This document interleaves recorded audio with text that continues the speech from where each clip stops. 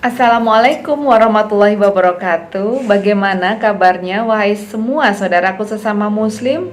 Semoga senantiasa dikaruniai kesehatan, ketebalan iman dan takwa, serta selalu dalam lindungan Allah Subhanahu wa taala. Amin amin ya rabbal alamin. Masih bersama dengan saya Monik Ani Putra di channel Couple Tablik. Bismillahirrohmanirrohim. Subhanakallahumma wa bihamdika asyhadu alla ilaha illa anta astaghfiruka wa atubu ilaik. Allahumma sholli ala Muhammad wa ala ali Muhammad. Sekolah Panguripan kali ini akan bicara tentang harapan terbesar dari sebuah keluarga. Apa itu? Sakinah, mawadah, warahmah. Bahkan doa itu yang selalu kita bisikkan, kita ucapkan saat kita mendatangi sebuah perayaan atau sebuah syukuran apabila terjadi sebuah pernikahan di sanak saudara kita. Selalu doa itu yang kita dengungkan. Nah, pada kesempatan kali ini kita akan mengupas tuntas tentang kenapa tidak banyak keluarga yang mampu menggapai sakinah mawadah warohmah. Serta yang penting adalah tips supaya kita bisa menggapai hal itu.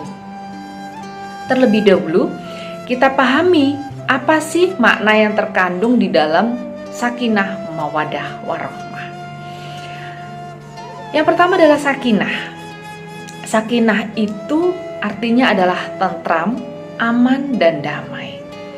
Sebagaimana tercantum di dalam surat Ar-Rum ayat 21 yang artinya adalah, dan di antara tanda-tanda kekuasaannya ialah Dia menciptakan untukmu istri-istri dari jenismu sendiri, jadi sekufu ya, supaya kamu cenderung dan merasa tentram kepadanya, dan dijadikanlah di antaramu rasa kasih dan sayang. Sesungguhnya pada yang demikian itu benar-benar terdapat tanda-tanda bagi kaum yang berfikir. Makanya ketika kita menerima undangan dari saudara kita yang akan menikahkan putra-putrinya, pasti tercantum surat Ar-Rum ayat 21 ini. Karena sedemikian doanya luar biasa bagi penggapaian sakinah mawadah warohmah. Baiklah, sakinah merupakan modal yang paling berharga dalam membina suatu rumah tangga. Maka setiap anggota keluarga memiliki kewajiban yang sama untuk menciptakan ketenangan bagi anggota keluarga yang lain, gitu ya. Jadi yang harus menciptakan ketenangan dalam keluarga tidak bisa satu dan hanya satu saja, tapi semuanya memiliki kewajiban itu. Istri memiliki kewajiban menciptakan ketenangan dalam keluarga. Padahal apa? Saat suami sedang bekerja, maka istri bisa sanggup menjaga marwahnya sebagai seorang istri, marwahnya sebagai seorang ibu, dengan menjaga dengan baik harkat, martabat, kehormatan rumah tangga suami, harta kekayaan suami pula. Saat suami sedang tidak berada di rumah, suami pun demikian. Demikian pula anak-anak yang memiliki kewajiban untuk bisa menciptakan ketentraman, yaitu nurut kepada orang tuanya, selalu membahagiakan orang tuanya. Demikian pula suami harus atau memiliki kewajiban untuk bisa menciptakan ketenangan dalam keluarga dengan selalu menjaga pandangan, menjaga hati, senantiasa memenuhi hati dengan nama-nama Allah, sehingga tidak mudah tergoda oleh rayuan setan ketika berada jauh dari istrinya.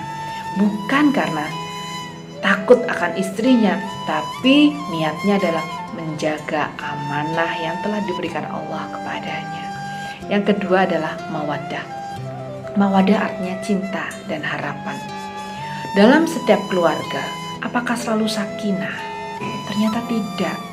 Apa yang membuat keluarga itu tidak sakinah, tidak tentram? Karena di dalam keluarga itu sering sekali tidak didasari oleh iman dan takwa. Contoh konkretnya adalah di dalam keluarga itu tidak ada selalu ucap syukur dari seluruh anggota keluarga. Itulah hal pertama yang mendasari kenapa suatu keluarga itu tidak bisa menggapai sakinah, mawaddah, dan warohmah. Karena tidak adanya syukur, yang ada hanya tuntutan. Jadi ketika kita melenggang dalam sebuah bahtera, maka yang ada di dalam mindset kita adalah langsung perhitungan atau kalkulasi uang belanja, kemudian uang bulanan yang harus dipenuhi oleh suami, merawat anak-anak dan sebagainya. Ingat bahwa ketika kita melangkah dalam sebuah bahtera rumah tangga seperti halnya yang diajarkan oleh Ibunda Khadijah, lakukan saja kewajibanmu dulu sebaik-baiknya dan jangan pernah menuntut. Karena tanpa dituntut pun, apabila suami kita, suami yang soleh, yang memiliki iman, maka beliau akan tahu bahwa kewajiban utamanya adalah memberikan nafkah atau memberikan nafkah kepada istrinya, gitu ya. Jadi yang namanya uang istri, uang suami itu tidak ada. Jadi sebaiknya tidak ada transaksional, tidak ada perhitungan saling menuntut di dalam keluarga. Ucapkanlah selalu syukur apapun yang kita dapatkan. Misalkan suami dapat rezeki sedikit, ucapkan syukur. Selalu berhusnuzon kepada Allah. Mungkin kali ini kita diberi rezeki sekian karena Allah tahu kebutuhan kita sekian, gitu ya, kebutuhan sekian. Nah, apabila kita masih merasa kurang, kapan kita merasa cukup? Nah, supaya kita ini bisa menjadi orang yang cukup, satu-satunya jalan adalah sering-seringlah bersyukur terhadap apapun yang kita dapatkan. Yang kedua adalah mawaddah tadi, cinta. Saya rasa seluruh keluarga pasti diawali oleh cinta. Pasti memiliki cinta dan juga harapan. Nah, akan tetapi apabila kita bicara tentang cinta dan harapan, hati-hati. Ketika kita mencintai suami kita, ketika kita mencintai anak-anak kita, jangan lupa Allah Maha Pencemburu, wahai saudaraku. Maka jangan pernah kita mencintai ciptaan Allah itu lebih besar melebihi cinta kita kepada Allah. Nah, Allah tidak suka hal itu. Terus gimana caranya? Cintailah suami kita, cintailah anak kita hanya karena Allah Subhanahu wa Ta'ala. Maka Allah akan lebih mencurahkan cintanya kepada kita. Yang kedua, harapan. Jangan pernah berharap pada manusia. Ketika kita mencintai suami kita, kita berharap suami kita juga akan mencintai kita sebesar cinta kita padanya. Ketika kita mencintai anak-anak kita, sudah memberikan pengorbanan sebesar-besarnya pada anak-anak kita, maka kita berharap mereka akan membalas sebesar cinta dan pengorbanan yang kita berikan kepada mereka. Jangan. Gantungkanlah harapanmu hanya kepada Allah. Karena ketika kita berharap kepada manusia, maka pastilah bisa dipastikan kita pasti akan kecewa. Nah, bicara tentang mawaddah, cinta dan harapan, metamorfosa dari hubungan suami istri. Nah, gitu ya. Jadi mawaddah itu merupakan metamorfosa dari hubungan suami dan istri. Apabila rumah tangga adalah mesin, maka mawaddah adalah dinamonya yang memutarnya. Ciri mawaddah adalah saling memberi, saling berkomunikasi, saling terbuka, ya, saling mengingatkan kebaikan, saling memberi, selalu mengingatkan, selalu berkomunikasi, dan selalu terbuka. Nah, karena apabila cinta tanpa keterbukaan, tanpa adanya komunikasi, ingat komunikasi itu kelihatannya sepele ya, tapi komunikasi itu memegang peranan yang sangat penting, terutama dalam keluarga, dalam ikatan suami istri. Walaupun dalam kehidupan sehari-hari memang yang utama adalah komunikasi, kemahiran kita untuk berkomunikasi. Nah, kemudian yang kedua, saling memberi. Apakah itu memberi hadiah? Hadiah itu macam-macam. Jadi kalau misalkan saya mengatakan saling memberi hadiah, hadiah itu macam-macam. Senyuman kita ketika dipandang oleh suami selalu menyenangkan, itu juga hadiah. Selalu berkata lembut, itu juga hadiah. Selalu mengingatkan, saling mengingatkan jika salah satu anggota keluarga melakukan satu kesalahan, bukan mencaci, bukan memaki, bukan marah-marah. Selalu berkomunikasi dan saling terbuka atas apa saja. Boleh kok kita asertif asal diolah kata-katanya yang baik. Jadi nggak ketika suami itu datang langsung, aku nggak suka kalau kamu begini, aku kecewa ketika, nanti dulu. Ini faktor kedua, kenapa suatu keluarga itu susah menggapai sakinah mawaddah warohmah. Ketidakmahiran kita untuk berkomunikasi. Cinta ada, harapan pasti, tapi pemahaman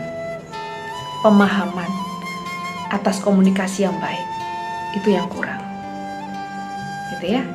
Pemahaman atas apa? Pemahaman atas tadi, cinta kita terlalu menggebu-gebu, tidak karena Allah. Harapan kita gantungkan kepada manusia, sehingga kita kecewa. Ternyata kok begini suamiku ya, ternyata anakku kok begini ya.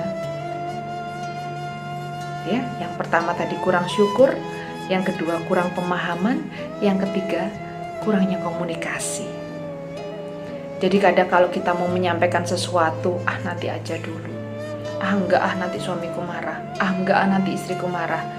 Tapi kemudian itu kita pendam, kita masukkan toples, dan kemudian toplesnya itu penuh lalu meledak, itu yang bahaya. Kita boleh, enggak, nanti suamiku marah. Tapi dasarilah itu dengan keikhlasan. Jadi yang pertama, kurang syukur. Yang kedua, kurang pemahaman. Yang ketiga, kurangnya komunikasi. Gitu ya. Jadi mawaddah ini bicara tentang kelapangan dada untuk saling menerima. Gitu ya, saling menerima kekurangan masing-masing. Seperti halnya tertulis dalam surat Al-Baqarah ayat 187 yang artinya mereka adalah pakaian bagimu dan kamu pun adalah pakaian bagi mereka. Itu yang harus dipahami, bahwa istri adalah pakaian dari suami yang wajib menutup segala kekurangan bahkan aib suami. Demikian pula sebaliknya. Yang ketiga adalah rohmah. Artinya adalah kasih sayang. Warohmah ini adalah hasil akhir dari sakinah dan mawaddah tadi. Ini adalah hasil akhirnya. Saling menjaga, saling melindungi, saling membantu, memahami hak dan kewajiban masing-masing. Jadi faktor yang keempat adalah kurangnya keikhlasan. Gitu. Kita sudah memahami apa itu sakinah, mawaddah, warohmah, ya. Apa itu sakinah? Ketentraman, ketenangan, kedamaian. Mawaddah, cinta dan harapan. Kemudian warohmah atau rohmah adalah kasih sayang. Setelah kita memahami tiga hal, lalu kemudian faktor yang kedua tadi, kenapa ya setelah kita memahami tapi kok kita masih belum bisa menggapai itu? Ternyata ada 4 hal tadi yang menghambat kita. Gitu ya, ada 4 hal tadi yang menghambat kita. Kurangnya rasa syukur, karena kita terlalu banyak menuntut antara 1 dan 2 hal. Menuntut kesempurnaan anak dituntut untuk sempurna, bisa ngaji, rajin sholat, nilainya bagus. Lalu, apa kabar dengan kita? Apakah kita sudah rajin ngaji? Apakah kita ngajinya sudah bagus? Apakah kita sholatnya sudah bagus? Apakah kita sudah bisa membimbing anak kita saat belajar? Kita menuntut kesempurnaan terhadap suami. Apakah kita sudah sempurna? Kita ingin istri kita soleh. Apakah kita sudah soleh? Kita menginginkan istri kita solehah. Apakah kita sudah soleh? Kurang bersyukur. Ketiga, kurang pemahaman. Kurang pemahaman atas apa? Kurang pemahaman bahwa cinta dalam keluarga itu dasarilah dengan iman dan takwa. Cinta hanya karena Allah. dan berharap hanya karena kepada Allah, bukan kepada manusia. Yang ketiga adalah komunikasi. Komunikasi yang kurang baik, gitu ya. Kita pendam hanya karena takut dimarahi, hanya karena takut dia tersinggung. Tapi karena itu kita pendam, kita masukkan, misalkan kita punya toples, lalu kita masukkan toples terus, hanya toplesnya lama-lama penuh dan meledak, nah itu yang bahaya. Lalu bagaimana supaya toples ini tidak meledak? Maka faktor yang keempat, gitu ya, faktor yang keempat. Yang juga ini faktor yang keempat, kenapa kok keluarga sakinah mawadah warohmah itu tidak bisa terwujud? Karena kita nggak ikhlas. Supaya toples tadi tidak meledak, maka ketika kita enggak nanti dia sakit hati, enggak nanti ini menyinggung, lakukan dengan keikhlasan. Jangan itu dipendam, tapi ikhlaskan saja, biar Allah yang bekerja. Pasrahkan semua pada Allah. 4 hal tadi. Lalu yang terakhir, apa tips yang bisa membuat kita mampu menggapai sakinah mawadah warohmah? Ada 4 pula. Yang pertama adalah saling memaafkan. Ada 4 tips yang saya boleh menyingkat dengan 4 saling. Yang pertama adalah saling memaafkan. Wahai saudaraku sesama muslim, kita manusia tempatnya salah. Tidak ada satu manusia pun di dunia ini yang benar terus.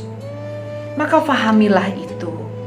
Mungkin ketika istri kita melakukan kesalahan, sediakan ladang maaf, samudra maaf.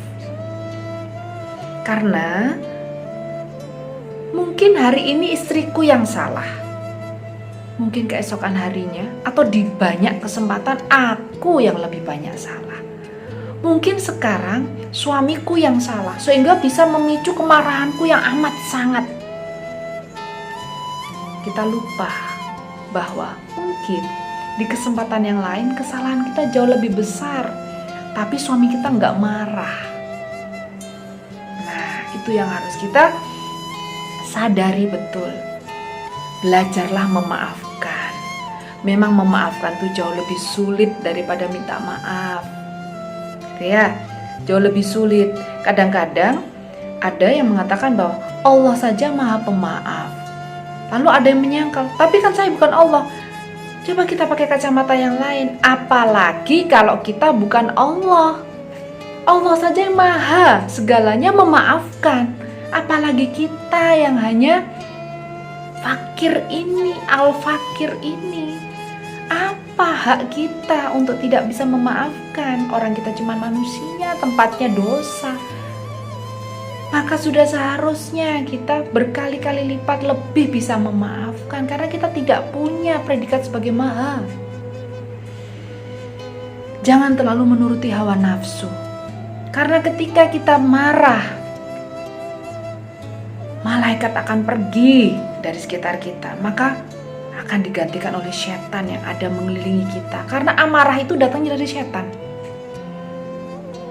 Sabar, susah? Ya susah. Kenapa susah? Karena kita belum terbiasa. Satu hal yang belum kita biasakan atau kita belum terbiasa atas hal itu, pasti kita akan ngomong itu susah. Tapi apabila kita sudah mulai terbiasa, maka hal itu akan menjadi mudah. Ya. Yang kedua adalah saling menghormati. Masing-masing anggota keluarga memiliki hak, hormatilah. Gitu ya. Memiliki privasi, hormatilah. Apabila tercipta saling menghormati, akan ada satu keseimbangan. Ada sakinah, tentram. Karena hak saya dihormati oleh suami, hak suami dihormati. Ayem, tentrem. Gitu ya. Kemudian yang ketiga adalah saling mengingatkan dalam kebaikan. Gitu ya. Saling mengingatkan dalam kebaikan. Serta saling melindungi satu dengan yang lain. saling mengingatkan dalam kebaikan, dan saling melindungi satu dengan yang lain. Saling mengingatkan dalam kebaikan, kalau kita korelasikan dengan saling yang pertama, ketika kita sudah mengingatkan, sudah memaafkan, maka kita mengingatkan. Bukan marah-marah, bukan hanya menyalahkan, tapi mengingatkan. Ingat, mengingatkan tetap dengan kata-kata yang halus. Jangan pernah membiasakan diri memakai kata-kata yang kasar, terutama pada anggota keluarga. Sadarlah kita, wahai saudaraku, apapun yang keluar dari lisan kita itu mencerminkan what kind of person are we, orang seperti apa kita. Jagalah lisan selalu. Kalau memang kita tidak bisa berkata-kata tidak kasar, maka lebih baik diam. Bagaimana supaya kita tidak memakai kata-kata kasar ketika emosi? Ketika mulai akan emosi, penuhilah hati kita dengan zikir. Ingatlah, ada Allah, ada Allah. Ingatlah bahwa iya ya, kalau saya marah, maka saya rugi. Kenapa rugi? Maka saya akan berteman dengan setan. Yang ada di sekitar saya setan. Maka apa bedanya saya dengan mereka? Maka segera turunkan kadar emosionalnya. Seperti tadi, ingatlah bahwa keinginan kita selalu dalam segala gerak langkah yang mendampingi kan malaikat, bukan setan. Maka betapa ruginya ketika kita berkegiatan, yang ada di kanan kiri kita, yang ada di sekitar kita adalah setan. Na'udzubillah min dzalik. Nah, kemudian saling yang terakhir. Nah, saling yang terakhir adalah saling bermusyawarah dalam mencari solusi seluruh permasalahan. Saling bermusyawarah dalam menemukan solusi di seluruh permasalahan. Nah, jadi apabila ada permasalahan di dalam keluarga yang sedang terjadi, biasakanlah untuk bermusyawarah. Mendengar pendapat dari masing-masing anggota keluarga. Karena siapa tahu way out atau jalan keluar itu ketika kita tidak bisa menemukan, justru anak kita yang bisa menginspiring atau bisa menginspirasi kita. Oh iya ya, benar juga ya. Kadang-kadang kita meremehkan anak-anak kita dalam berpendapat. Kita tidak pernah meminta mereka berpendapat atau mengajak mereka berdiskusi apabila terjadi permasalahan dalam keluarga. Walaupun memang ada permasalahan-permasalahan tertentu yang tidak bisa dibicarakan dengan anak. Tapi apabila permasalahan itu memang bisa dibicarakan oleh semua anggota keluarga, biasakanlah untuk mencari solusi lewat jalan musyawarah. Bukankah 2 kepala akan lebih bagus daripada 1 kepala? Bukankah 3 kepala akan lebih baik daripada 2 kepala? Itulah hal yang bisa kita pelajari, bahwa ternyata ketika kita menerapkan 4 saling tadi, bukan mustahil kita mampu menggapai sakinah mawaddah warahmah. Satu hal yang bisa kita sarikan di sini, apabila kita ingin menggapai sakinah mawaddah warahmah, janganlah banyak menuntut. Kepada siapa? Kepada siapa saja. Jangan banyak menuntut. Lakukan saja kewajiban kita. Dan lakukan semuanya atas nama Allah. Hanya memohon ridhonya. Maka semuanya, hasilnya serahkan kembali kepada Allah. Misalkan, nah saya itu sudah sabar loh. Kurang sabar apa toh menghadapi suami? Suami sudah, ketika suami marah saya sudah sabar, sudah diam, saya kurang apa? Ya sudah, tidak usah menonjolkan apa yang sudah kita lakukan. Ketika istri marah, ketika suami marah, ya ya sudah, lebih baik kita diam, gitu ya, diam, dengarkan, supaya tidak terpancing, di dalam hati tetap zikir. Tidak usah berusaha menjelaskan pada saat itu juga, karena kadang-kadang itu useless atau percuma. Nanti tunggu saat yang tepat. Ketika suami datang, di rumah tangga ada permasalahan, jangan langsung ketika suami ketok pintu, begitu nyampe rumah langsung dar cerita. Nanti dulu, biarkan adem dulu.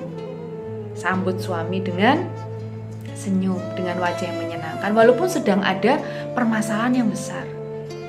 Sambut suami dengan wajah yang menyenangkan.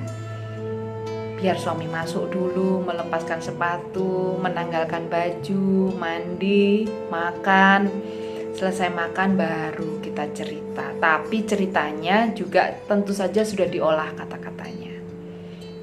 Saling. Kunci utamanya adalah saling. Berarti tidak boleh saling menuntut. Hanya saling memberi, saling memaafkan, saling mengingatkan, saling melindungi, saling berkomunikasi, atau saling bermusyawarah.